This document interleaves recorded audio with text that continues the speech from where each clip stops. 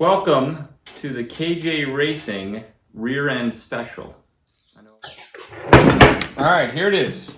This is the rear end out of a Polaris Outlaw 525 or 500. Now you can pick these up in an entire quad. You can pick them up secondhand off of eBay or Marketplace or Craigslist, whatever you're into.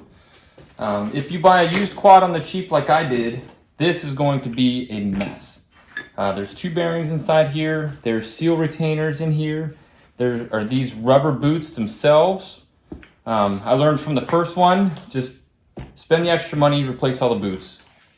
Now the reason these are ideal for a buggy project like the one we're doing is because they're easy to mount, they're compact, and the pivot point for the drive shafts is nearly right at the center of what you're building. Now on this side goes the brake rotor, this goes the caliper on these two ears right here. So your braking is all included in it, you just run a brake line to it. This side holds the sprocket, the rear sprocket. So all you do, mount your engine, mount your rear end, line up your chain, and you've got a full independent rear suspension. And one that's rebuildable. Now Polaris still sells some parts for these, and I believe you can buy this whole assembly from Polaris. They don't make the Outlaw anymore, but they do have limited quantities of parts, so you can still find these.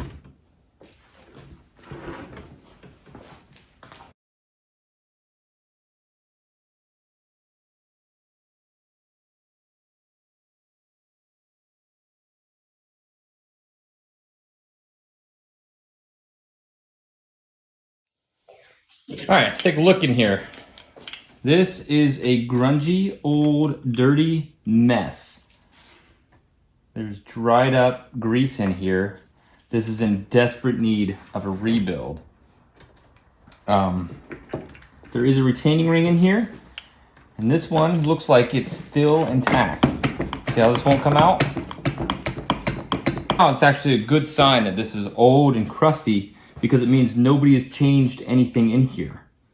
Hopefully the bearings aren't worn out, but it also means that retaining ring is still intact and we can pull it out and reuse it and we don't have to find an alternative. Now, there is a right way to disassemble this and there's a very wrong way to disassemble this. First, I'm gonna clean it all up. The shaft is still in there, the retaining ring is still in there. I'm gonna cut away the rest of this rubber boot, or probably tear it away because it's so brittle. I'm gonna just use some simple green in there so we can get eyes on that ring, and then I'm gonna show you a neat trick for how to get that ring out and keep this all intact.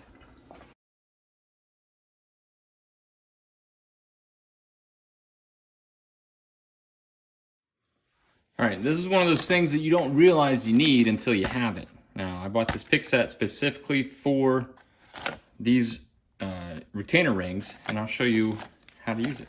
So that O-ring, or that retaining ring, is right here. There's a little groove. You might be able to see it right here. This little flash of silver that blocks this bearing race, or bearing groove, whatever you want to call it, keeps the bearings in there. Now, we're kind of lucky because the separation for that is right here. Now, if we're lucky, we can rotate this in there, and it's not seized up. Yeah. So this is rotating around in that groove. This is probably all impossible to see, but I'm trying to show you anyway. So you want to put the separation in the ring right in one of these grooves, and then you grab another tool, and it makes this super easy. Because how it is now, you can't get a pick in there to pull this out. If you try to get it under the end, it just spins it in there. If you try to get it in here, the pick's not small enough to pull it out. So there's a different way of doing it.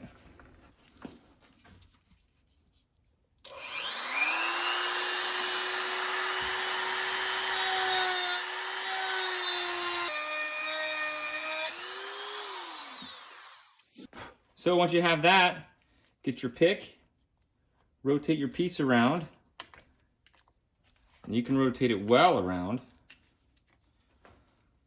you get right under this ring and pull it right out of there.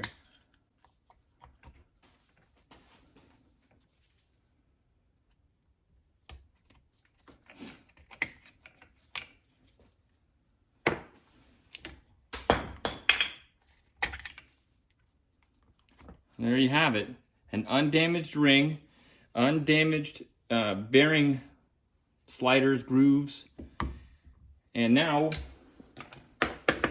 this whole axle assembly is going to come right out. Now these bearings are going to want to pop out usually, but this grease is so old. Here they come. Now when you pull this out, keep the direction of this bearing carrier, but it tapers towards the outside. All right, once you have the one side out, you're free to remove the boots from the other side. I could have done this beforehand, but I'll just go ahead and do it now.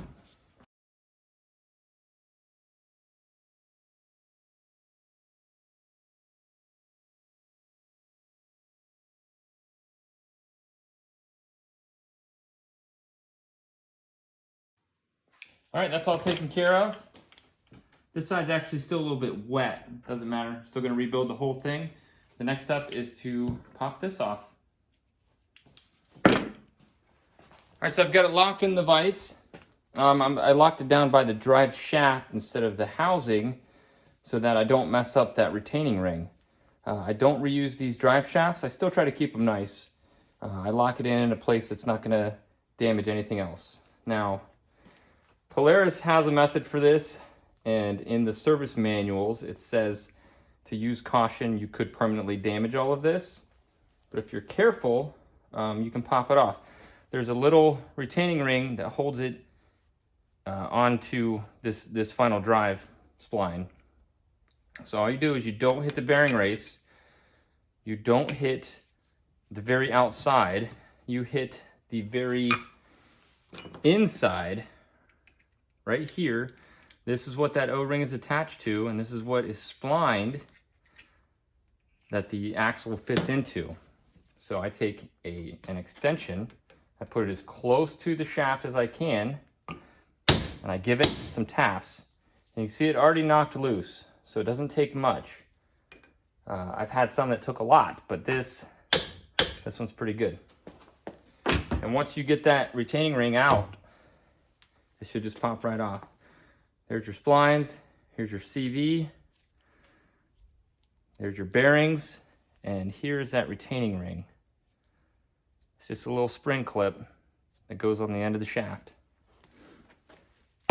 So once we have that done, since we pulled the other retaining ring, we can slide this all the way through. And then you're just down to the rear center carrier and the two axles. Now, remember to keep this oriented on this correctly. All right, so the next step is to knock this other end off. Now, pay close attention and get a mental picture of how this goes onto this piece.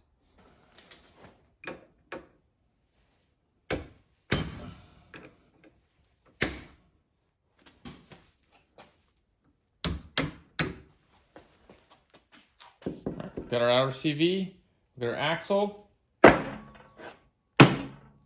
actual spline drive, and we've got the center carrier.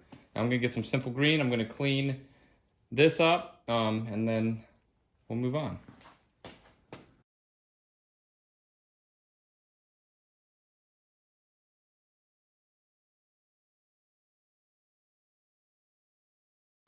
This is one of the key ingredients to making this a buggy rather than a four-wheeler. Now, this is Summers Brothers Racing Polaris RZR 800, 2007 to 2008, I believe, front axle +6.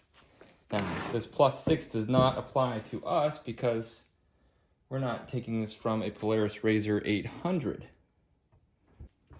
As you can see, it adds some width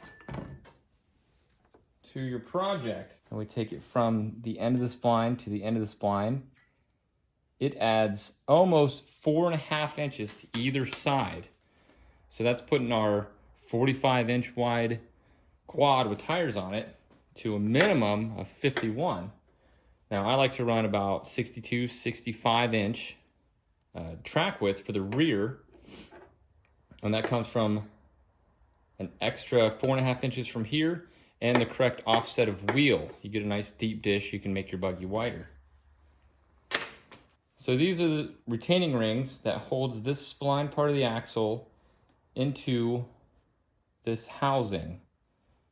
It goes all the way through, and this little ring will sit in this cup when it is correctly installed. So I'm not going to actually put one together, but it's this easy. You have to put this on too because of the angle. You got both magic marker lines. It slides on. Make sure your retaining ring is in there. You put all of the bearings back in, and then you have a rear end that's ready to go. For the other side, it's the same thing. This is that same piece. So you just slide it in, tap it in with the hammer until it's locked in, and you have a full rear end for a buggy. Now, Summers Brothers Racing does custom axles. They will cut your spline exactly, but that's considered a custom job.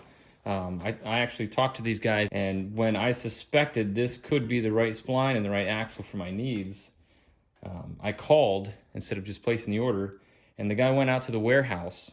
He got the axle, he measured the length of the splines, the diameter, and the number of splines, and gave it back to me so that I could verify that it was in fact the same die for the Polaris axle.